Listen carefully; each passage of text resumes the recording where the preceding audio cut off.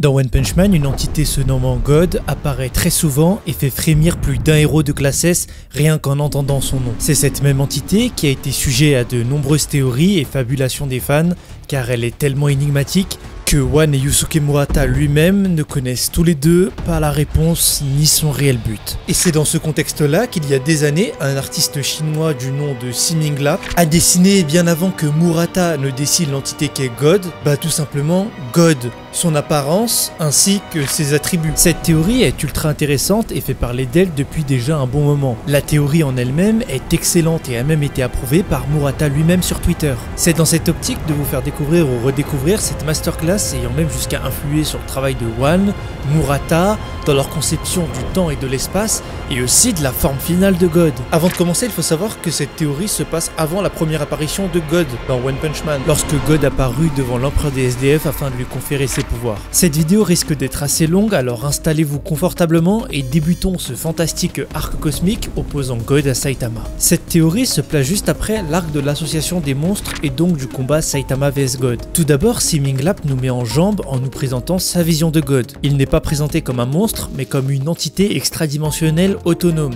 Son corps est constitué d'innombrables systèmes solaires et de poussière cosmique. Hypothétiquement, God provient d'un autre univers. Au passage, dans les derniers chapitres, cet homme s'est réveillé, et c'est probablement l'occasion pour Murata de nous en dire plus sur God. Le niveau de catastrophe de God est si élevé qu'il est au-dessus d'une menace divine, dans le registre de l'association des héros. Il aurait de grands pouvoirs et serait capable d'envoyer de puissantes boules d'énergie dévastatrices. Les enquêtes montrent qu'il a déjà interagi directement avec d'autres humains afin de leur conférer ses pouvoirs. Mais pour l'instant, son moyen de pouvoir transférer ses pouvoirs d'un humain à l'autre est totalement inconnu. Personne ne peut dire ou bien même relater la méthode de transmission qu'utilise God. Peut-être par le biais des cubes, mais d'après ce que l'on sait, l'empereur des SDF n'a pas eu besoin du cube pour recevoir les pouvoirs de God, y compris Garou. Tout commence juste après le combat de Saitama vs Garou, là où ils sont en train de reconstruire la ville. Mais plus haut dans l'espace, une entité est en train d'émerger. Dans le dojo de Bang, Garou s'entraîne et redouble d'efforts pour réussir à passer les tests, afin d'intégrer la Hero Association. Garou est totalement résigné et Bang le constate. Il a choisi d'effectuer la rédemption de ses péchés. Sa forme humaine semble être beaucoup plus faible que sa forme cosmique, et il le reconnaît lui-même. Il a besoin encore de s'entraîner suffisamment pour combler cette perte de puissance. Il avait certes réussi à être le mal absolu, mais Saitama, tel un parent éduquant un enfant, l'a recadré. Bon, pour le coup, c'était à coup de bombe nucléaire dans la gueule, mais vous avez compris les grandes lignes. Garou veut trouver un sens à sa vie, trouver un nouveau but afin de changer sa vision du bien et des injustices qu'il devra combattre dorénavant, d'une manière différente. Garou, en se baladant, croisera Saitama et Genos. Voir Saitama lui rappellera tout ce qu'il a vécu durant son fameux combat. Saitama est en mode Darka avec Genos pendant que Garou, lui, remet toute sa perception de sa propre vie en question. Garou commencera à épier Saitama dans le but de comprendre comment il a pu atteindre une puissance si élevée. Mais plus loin dans la Voie lactée, une extraterrestre de la planète des chasseurs se prépare à affronter un adversaire des plus coriaces. La femme guépard démarrera un combat contre nul autre que God, si puissant qu'à l'aide d'une simple bascule du doigt, il tua tous les habitants de la planète. La femme guépard voulut attaquer God, mais se fit figer en un seul coup de main par God. Coupé par une nette transition, ceci semblait révéler d'un simple jeu. Est-ce simplement une fabulation ou une transition mêlant confusion vidéoludique et réalité? De retour sur Terre, Garou se présenta devant la porte de Saitama. Il veut réaffronter Saitama afin de trouver sa véritable raison de vivre. Son instinct de chasseur de héros, finalement toujours présent en lui, le pousse à se confronter face à cette même personne lui ayant montré l'humilité. Saitama est la seule personne dans la vie de Garou, lui ayant prouvé par A plus B qu'il n'est qu'une poussière. Saitama refusera car il est occupé, mais Garou prendra l'initiative en sautant sur lui. Mais au même moment, Genos détecta des signaux extrêmement puissants aux alentours. Une énergie se quantifiant par la présence d'une entité massive. Une forme de vie? Saitama enfila son costume et nos héros se dirigeront directement vers l'épicentre de l'explosion. Ils découvriront la femme guépard qui se battait auparavant contre God. Mais comment en est-elle arrivée là? S'est-elle faite téléporter par God? Pourquoi sur cette planète? Finalement, ce n'était pas God, mais elle qui s'est échappée de God en utilisant la pierre dimensionnelle. Garou voulant se confronter à elle, étant donné qu'elle a l'apparence d'un monstre. Mais Saitama est bien plus réfléchi qu'à son habitude, et est prêt à écouter la femme guépard. Mais en réalité, c'est pas rare de voir Saitama comme ça, car il avait déjà aidé des sortes de chevaliers à vaincre le dragon cruel. Saitama s'implique à 100% dans les problèmes qu'il rencontre, lorsqu'il y voit un intérêt pour lui-même, une potentielle force capable de lui offrir le combat qu'il attend.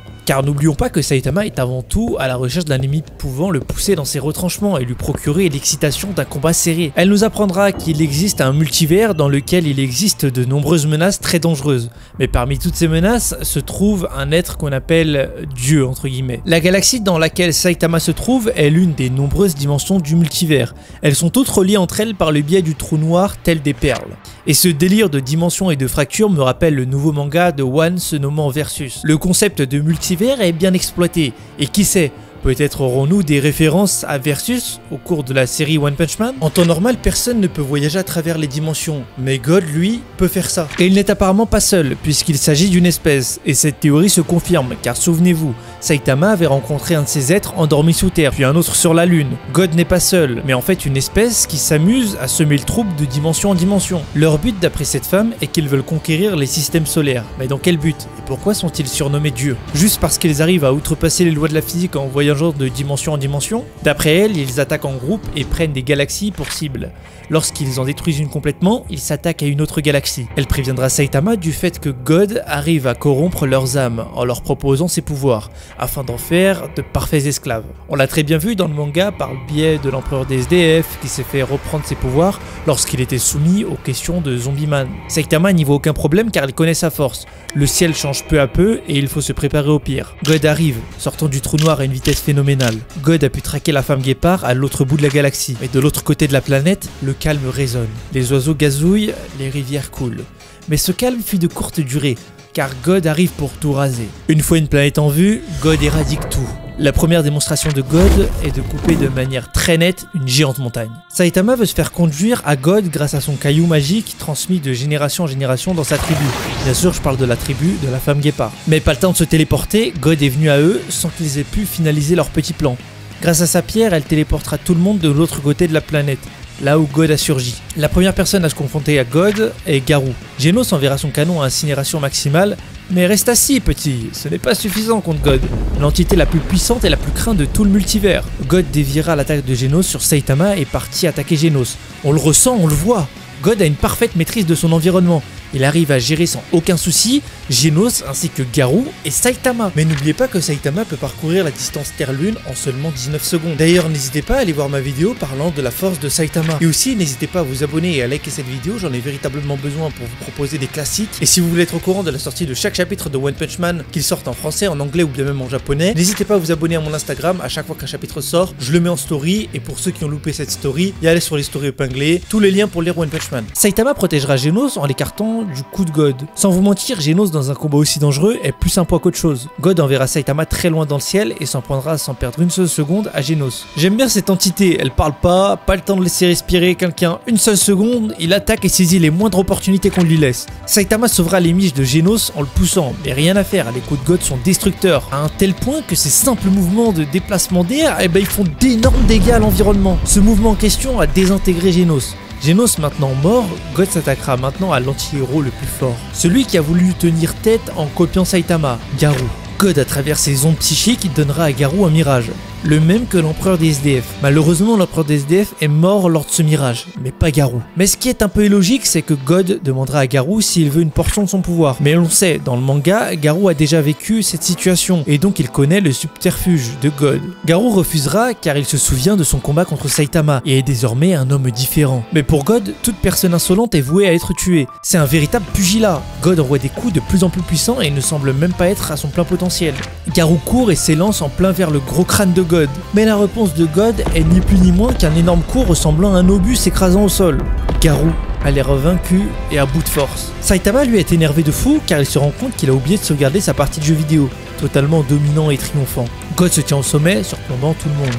Saitama, lui, n'a pas l'air d'être aussi mature que dans les scans, que nous pouvons lire en 2024. Ce Saitama-là n'est pas dévoué au bien-être de l'humanité, mais ressemble plus au Saitama d'avant l'arc de l'association des monstres. Il est focalisé sur ses plaisirs mondains au détriment de son âme d'héros. God, projeté dans les airs, nous montre là une nouvelle facette de son pouvoir, en envoyant un géant rayon laser sortant de son crâne. Mais pour dissiper ce rayon surpuissant, Saitama a envoyé un coup bien vénère. Si puissant que l'onde de choc s'est fait ressentir à travers tout le globe. Mais God ne s'est pas fait one-shot, il est encore vivant. Genos n'est finalement pas mort mais extrêmement blessé. Tout le monde se rend compte de l'immense force de God, même les trous noirs ne peuvent le tuer. Alors pourquoi un être aussi faible que Garou peut potentiellement réussir à le tuer? Mais pour Saitama, on sait qu'un trou noir n'est absolument rien, car il a déjà réussi à en soulever 2 au développé couché. Pour lui aussi, un trou noir c'est que dalle, il se dresse au-dessus de ses lois physiques. God enverrait un coup poussant Saitama dans les profondeurs terrestres. En assénant ce coup, au passage il va tuer un quart de la population terrestre, en rasant littéralement une partie du globe. Il se retrouve maintenant à 1860 km de profondeur dans une cave de cristaux. Il est temps d'y aller à fond, les dégâts sont bien trop importants pour que Saitama passe outre. Comme vu auparavant, ces gods sont en réalité une race, et ce god nous apprendra qu'il existait des gods avec un rang plus élevé que celui-là. Lui est un véritable monstre,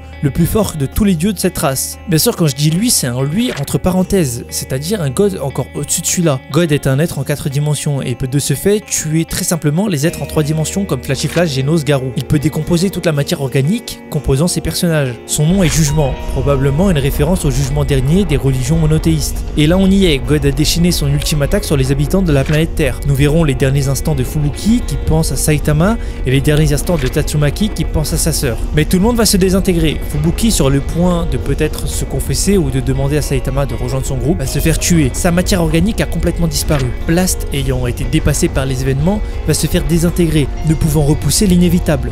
Tous les autres héros mourront sous le courroux de God. L'heure de l'ultime jugement est arrivée. Avant de se faire désintégrer, Garou a un ultime plan. Se servir de la pierre cosmique pour envoyer God dans les abysses cosmiques. Il jouera un rôle d'appât afin que la furie puisse se servir de la pierre. Il enverra un immense rocher sur God. Grâce au débris, Garou put prendre assez d'élan pour atteindre la tête de God.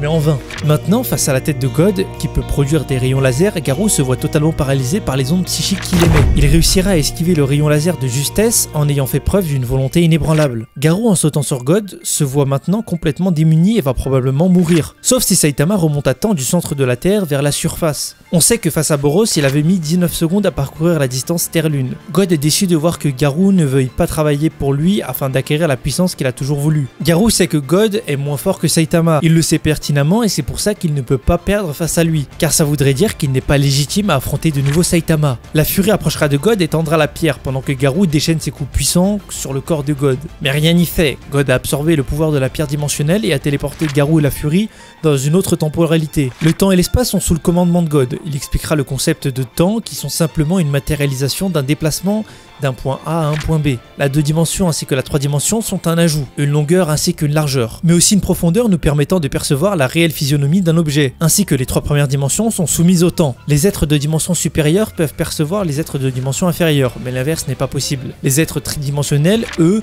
subissent le temps et y voient une évolution. Un être en 4ème dimension peut lui percevoir cette chronologie et n'est même pas impacté par les conséquences que le temps engendre. Si God a pu entrer dans cette dimension, c'est parce que Saitama a créé un trou de verre malgré lui, en étant un paradoxe, un problème pour ce monde, une véritable anomalie. Il existe plusieurs gods et chaque god est dans une dimension supérieure. Il y en a qui peuvent manipuler toutes les lois à leur guise et n'ont même pas besoin de se déplacer pour changer un événement. God les tuera tous petit à petit et il a l'intention de tuer tous les êtres chers du plus fort, Saitama, afin qu'il devienne réellement lui qu'il était prédestiné à être. Garou demandera à God pourquoi autant de destruction, pourquoi faire tout ça, et God répondra que toute vie a une fin. Et si c'est pas maintenant, ça arrivera un jour, car tout a un début et une fin. La nature elle-même, par le biais des catastrophes naturelles, ôte la vie. Donc pourquoi les garder en vie alors qu'ils pourraient mourir maintenant? C'est là que je trouve le raisonnement de God un petit peu illogique, ou bien même de la vie en général dans One Punch Man. Si après la mort il n'y a rien, la vie a tout de suite beaucoup moins de sens, et God nous le démontre bien par le biais de ce passage.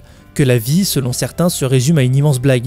Le destin de la planète Terre est désormais entre les mains de Saitama et Garou. Ces deux êtres, normalement à l'opposé, sont désormais en train d'affronter une menace qui les dépasse. Sous la Terre, Saitama est en train de remonter à la surface en détruisant toute la Terre qui se dresse sur son chemin. Il creuse à l'instar d'Orochi, mais cette fois pour atteindre la surface, et non le centre de la Terre. Saitama prend du temps à remonter car il doit faire attention à la force qu'il envoie dans ses coups. Sinon, il pourrait détruire la planète entière. God dit qu'il avait jamais ressenti autant d'excitation depuis longtemps. Il compte asséner un coup final à Garou et à la planète. Garou n'a jamais cru en un quelconque dieu et affirmera que God est un faux dieu. Dans un ultime coup, God désintégrera complètement les 2 bras de Garou. Dans ces derniers instants, Garou comprit que ce n'était qu'un mirage et qu'il n'était pas réellement aux côtés de Saitama et des autres héros. Garou sait qu'en dehors de ce rêve, il ne peut plus bouger son corps. Tareo pleure la mort de Garou, mais elle est inévitable. Garou va mourir dans cet ultime affrontement face à God. Versant ses ultimes larmes, Garou a été vaincu par God. Il n'y a plus d'espoir pour lui, Ayant été témoin de la scène, Saitama, sur des pas déterminés, sauta droit sur God. Sans dire un seul mot, il écrasa la tête de God contre le sol.